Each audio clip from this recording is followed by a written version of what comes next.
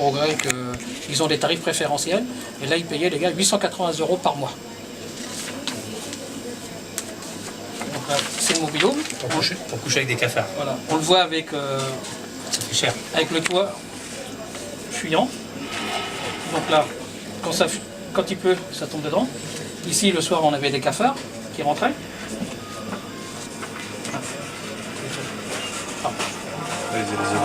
Pardon.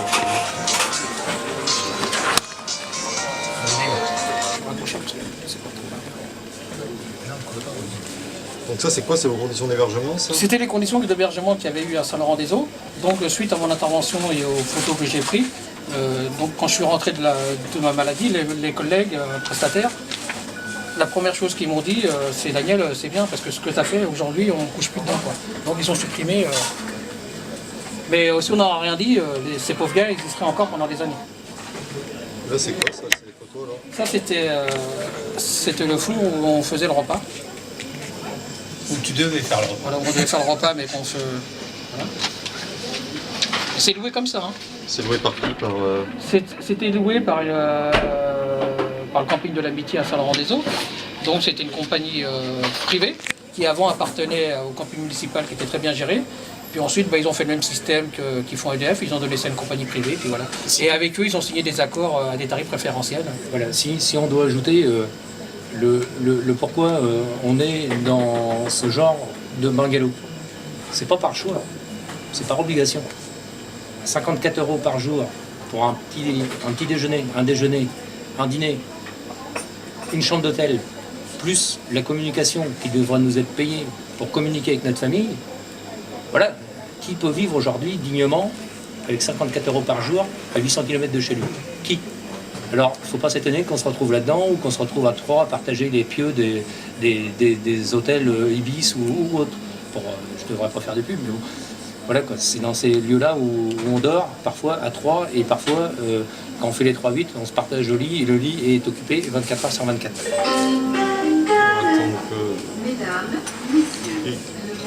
Qui vous alloue c'est 54 € par mois? Alors il y a une base qui est remboursée à hauteur de 54 € par EDF à nos entreprises. Après, si les représentations du personnel sont bonnes, si les conventions sont bonnes, on peut monter jusqu'à chez nous, chez NDL GDF Suez, on a 72 € par jour. Voilà.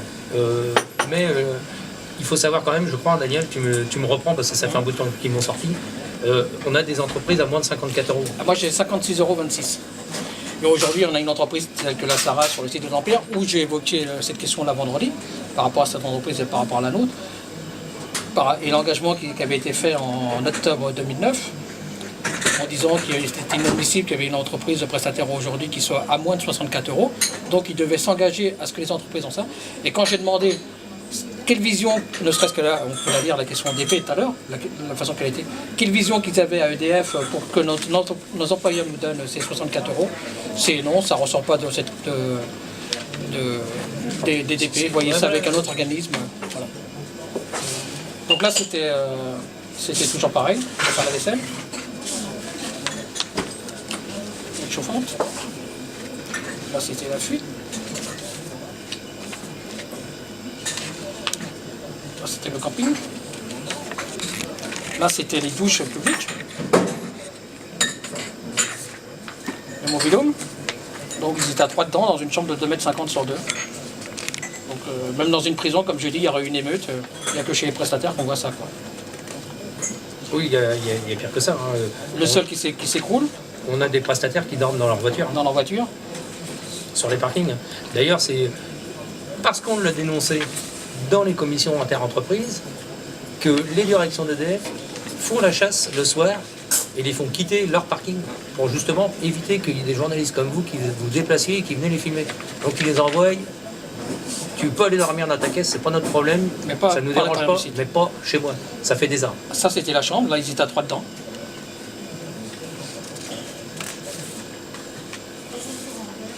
Et puis après c'est pareil, on a des tas de prestataires qui dorment dans les vestiaires parce que quand on travaille le matin, qu'on nous fait revenir le soir, donc on a plus de place au sommeil. Donc dès qu'on peut, on s'allonge sur un banc et puis on dort. Oui. 5 minutes, c'est 5 minutes de pause. Voilà. Je vais refaire le tour. José, tu n'y arrives pas. J'espère que Dominique y répond. Et pourquoi vous pensez que l'EDF cautionne ce genre de conditions de travail là, qui sont quand même minimales? C'est le fric. Hein.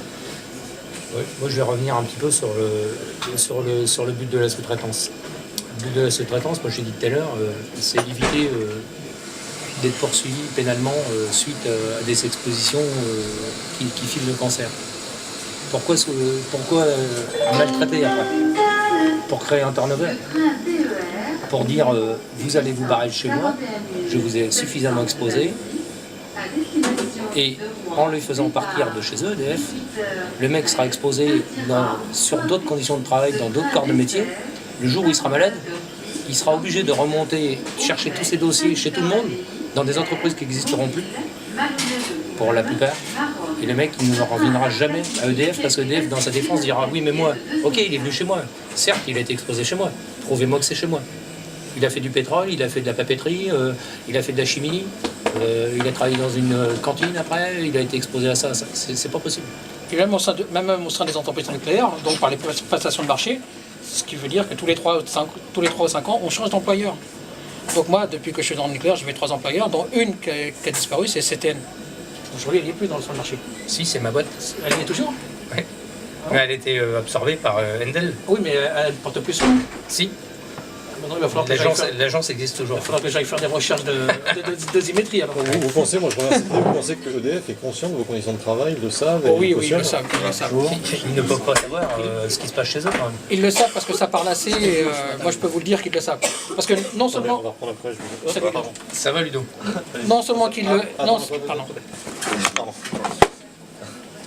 Non seulement qu'ils le savent, mais Je précise pas encore, pardon, ouais, allez-y. le fait de dire simplement de ne pas raconter ce qui se passe à l'intérieur de nos centrales, c'est qu'ils le savent. Parce que s'ils veulent jouer de la transparence, à ce moment, ok, on ouvre un vrai débat public, mais un vrai comme il faut avec ces dirigeants de l'EDF, devant tout le monde, et là, on y va. Mais on ne verra jamais ça. Si, Daniel, on le verra puisqu'on est là pour ça. Oui, mais pour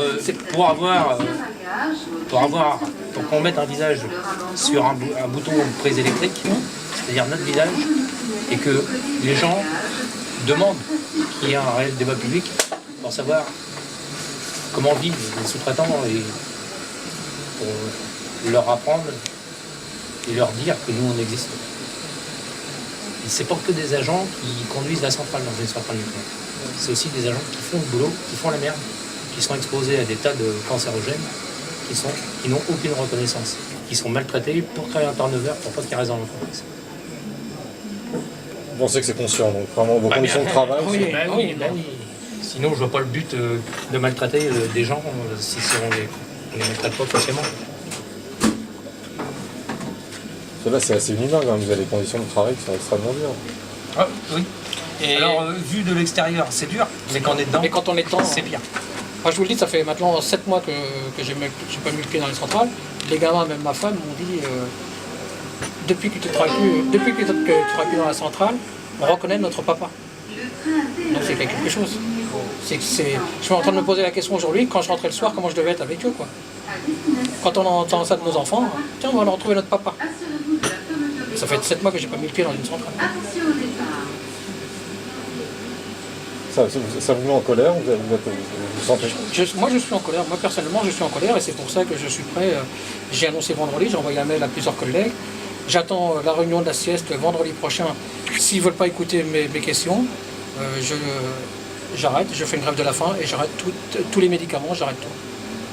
Aujourd'hui, je ne peux plus continuer dans ces conditions-là. Moi, de toute façon, continuer à travailler dans ces conditions-là, ils nous auront quand même, ils nous bouffent peu à peu.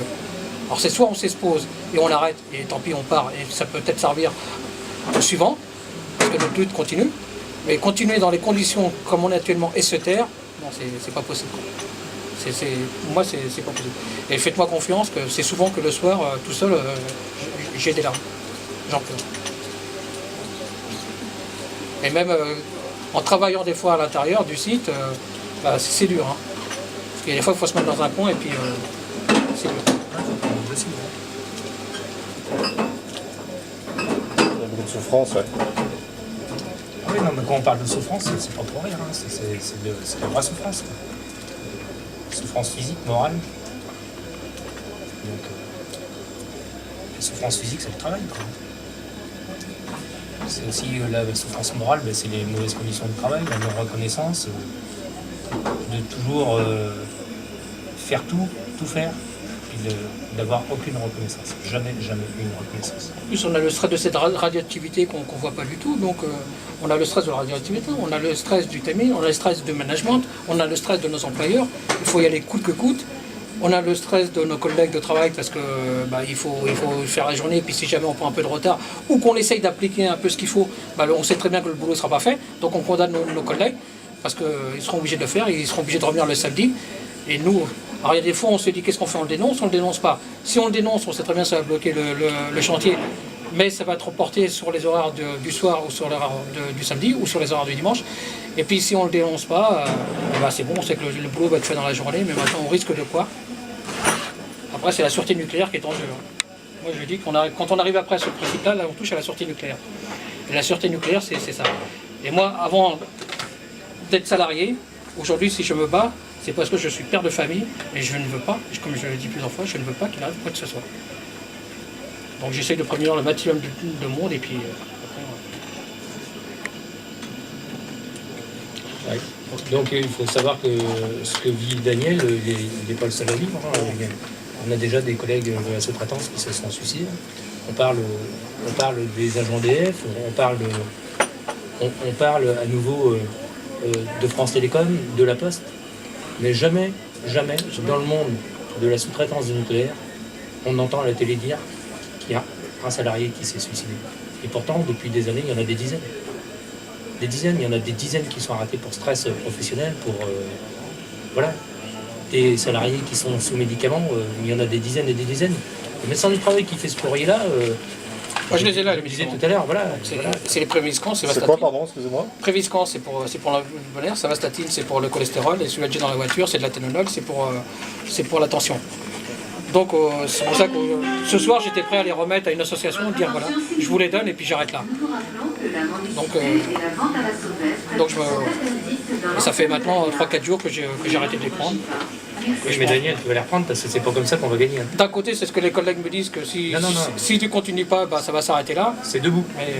C'est debout qu'on va gagner parce qu'on a toujours été debout devant eux et on continuera quoi qu'il arrive d'être debout. Et tu vas reprendre tes médicaments et on sera debout. Parce que sinon, ça ne sert à rien. On n'est déjà pas nombreux. Alors si on perd les guerriers en route, c'est même pas la peine. On a besoin de toi debout pour allonger. Ça n'apportera rien à manger.